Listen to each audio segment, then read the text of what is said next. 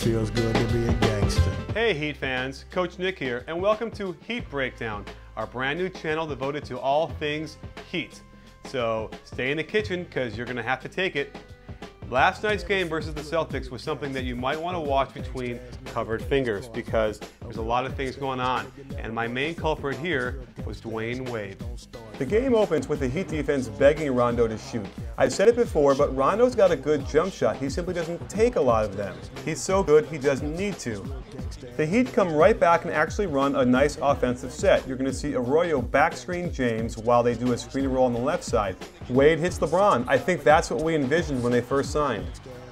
We all know Ray Allen is the greatest shooter of the NBA right now, but watch how Wade guards him in the opening minutes.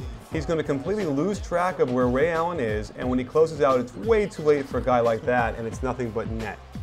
Boston's been scoring real easy, and this game is teetering on the edge already, so they go to James in the post and isolate so that everyone's just standing around. This isn't what I envisioned when they got these three guys to play together. Because of the Heat defense, Boston's offense is running like a smooth machine. You'll see a back screen on Wade, and LeBron will switch it, so now he's guarding Ray Allen. That's okay, but do you think that if Wade had guarded Ray Allen better the first time, he wouldn't make this shot? I know I wouldn't have given him an open three to get warmed up. So Ray Allen is smoking on fire.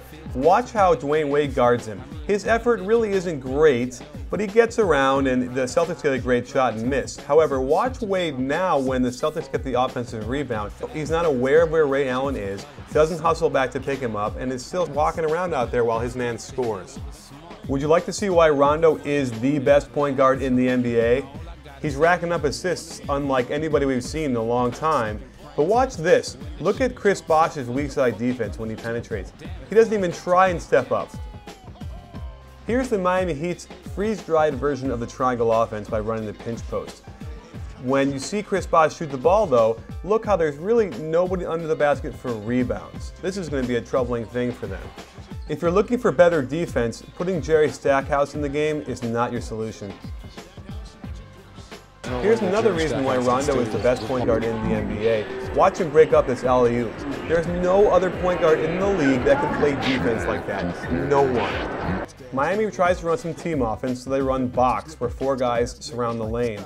However, Dwyane Wade hasn't scored much, so he's going to try and drive right to the basket, even though they're setting a cross screen for Chris Bosh. This is not how the offense is supposed to run, and Wade goes right into the teeth of the defense and misses. He doesn't get the call, so watch how he angrily yells at the referee and doesn't get back. Guess who was sprinting to the three-point line? Your friend and mine, Ray Allen, and he rips the net with his second three-pointer of the game. Here's one example where I found Wade going to the basket, not getting the call, actually getting knocked down, but then he hustles back pretty quickly to get back on his man. However, it doesn't matter because Chris Bosh doesn't close out on Kevin Garnett who gets a wide open shot. If you're looking for pure basketball, look no further because this play is it. Watch Ray Allen dive around the double screen and come up. Even if he doesn't take the shot, Shaq is open or KG is open, putting a lot of pressure on the defense. Dwyane Wade is frustrated and his ego is getting in the way. He tries to jump into Shaq, who's planted, turns the ball over, and look at how Rondo is the best point guard in the NBA. His vision to spot Ray Allen in the far corner is unparalleled, and guess who should have been guarding Ray Allen? Let's talk footwork. Watch LeBron James as he's going to actually step backwards to go forward after the shot fake. See how his right foot went back? It's supposed to go forward, and that's why it's a travel, and he's not going to be as quick as he could be with footwork like that. This is as bad as it gets. Watch the defense here. LeBron James is going to point to Dwyane Wade and tell him a screen is coming, and Dwyane Wade literally doesn't even follow Ray Allen. I don't think it was a switch. So no one's going to convince me. I think that Wade was supposed to come around and follow Allen. Instead, just stood there sleeping. Watch LeBron's reaction. When the ball goes in, he turns to the bench almost to say, what the heck is Wade doing out here? Here's that illegal screen they called on LeBron. It's a good call. You can see how he was still sliding over. Rondo is almost leaving me speechless here because watch this fake pass and then he throws the ball across the court right on the money. It's that kind of vision that maybe Magic Johnson had, but hardly anybody else. You are each going to have to rely on your brother to one, compete, to two, do your job.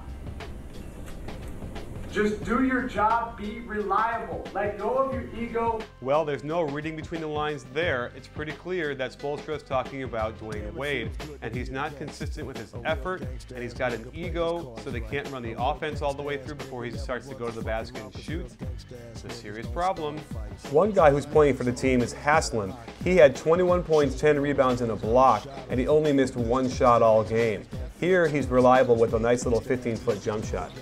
Wade, on the other hand, is still doing curious things on defense. Here they do a switch, but watch, he kind of throws his body in front of Pierce. It's just strange what he's doing.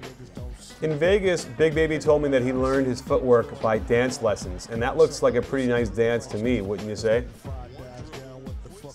Rondo isn't always perfect. Here he's supposed to be guarding Eddie House, but he lets him go all the way to the weak side before picking him up, and he does a quick little fake and a pull-up jump shot. Here's another reason Haslem's so important. He can come over and help out and pressure guys into misses. Nobody else on the Heat does that kind of effort. What do you do defensively to make sure Ray Allen doesn't beat you? Well, he's making some shots. We got to trust our system. It's good enough, and just going to keep on grinding with passion. As a coach, you have to trust your system. You have to know that it's the perfect one for your team, and if they run it, it'll work great. Not just it's a system that's okay. And it sounds to me that he's probably been having discussions with either Pat Riley or even LeBron James and Bosh and Wade and all those guys, and he's having to defend himself. And it looks like he might not be as confident in his system as he needs to be, because that's where it starts, with the coach. The only two guys that really came to play were LBJ and Haslem. Here he hits another jumper. Deep in the fourth quarter, they need a bucket. I can't imagine the offense is designed to have Dwyane Wade standing in the corner and LeBron James standing up on the wing, 40 feet from the basket. Again, I hate to think what the Heat would be without Haslem. James Jones comes running up there inexplicably, leaving the back open, but Haslem out of nowhere comes and blocks that dunk and gets him to miss. If Dwyane Wade had only half of that effort, the Heat would be undefeated. So there you have it, folks. Not too pretty for Heat fans. And I want to address one thing they keep bringing up. They keep saying that it's early in the season and they just need some more time to gel. But I'm thinking that there are some fundamental issues here that are from the ground up that need to be addressed. And when are they going to have that time to do that? Because with travel and with injuries and all that stuff, you never get meaningful practices during the NBA season. So I'm not so sure it's that clear to me that because it's early in the season that they're going to do better as they play more. It's possible, but they better fix the Dwyane Wade issue, and they better get everyone believing in Erik Spoelstra pretty darn quick. And they better get some more results from what they're running from Erik Spoelstra. Otherwise, it's going to be bad news real fast with that kind of pressure. And remember, if you can't take the heat, stay off of, well, I don't want you to stay off. Stay on Heat Breakdown. Because, don't forget, it's not a channel, it's a conversation.